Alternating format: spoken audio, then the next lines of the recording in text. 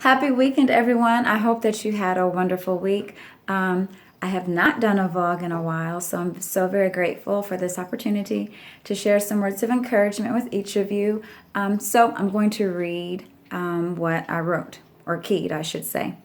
Okay, so it says keys. Our keys open doors to everyday things like our homes, cars, offices, storage units, etc. Symbolically, there are a number of things in our day-to-day lives that, like keys, open our hearts, minds, and thoughts.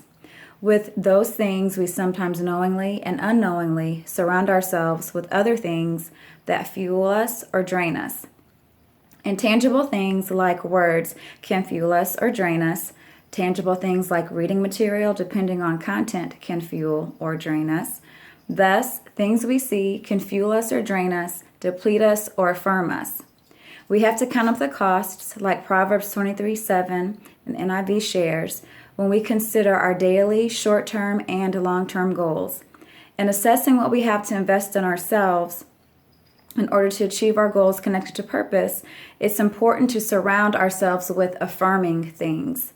So I shared all of this to say it's up to us to determine what those things are.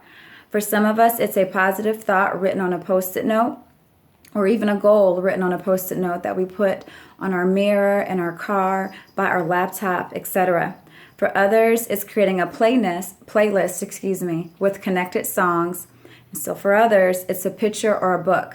It can be any number of things or one specific thing, and even all of these things at one time. It just depends on what we perceive or what's best for us in our affirmation or in our reminder as we're moving towards our goals and our purpose.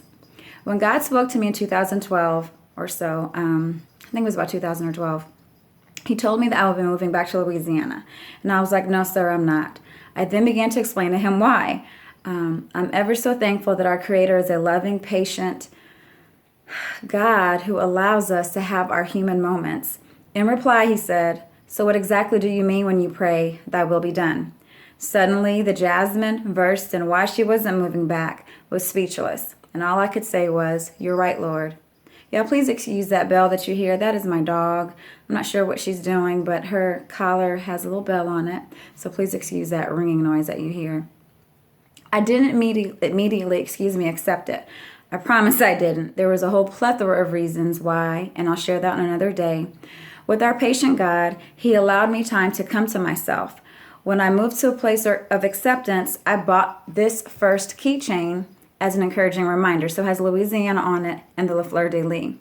Now that I'm here and settling in more and more each day with this new assignment, the second keychain reminds me of what He's doing. So this is a number 7. Since college, God has always spoken to me in numbers when I was on the brink of a new manifestation. He is revealing His plan bit by bit, and I'm trusting Him immeasurably that this stretching of my faith as I'm walking this out is nothing short of amazingness for His glory. So find your affirming things that fuel you towards your goals and purpose, and know that every moment is leading you to your expected end of God's promises and His great plan. Be encouraged today in the exact space that you are in, knowing that our magnificent God is with you in each second, okay? And some scriptures for reading to encourage you are Proverbs 23:7 and Jeremiah 29:11, okay? So you all have a wonderful, amazing weekend, and I look forward to logging in soon and sharing with you all. Be blessed. Take care.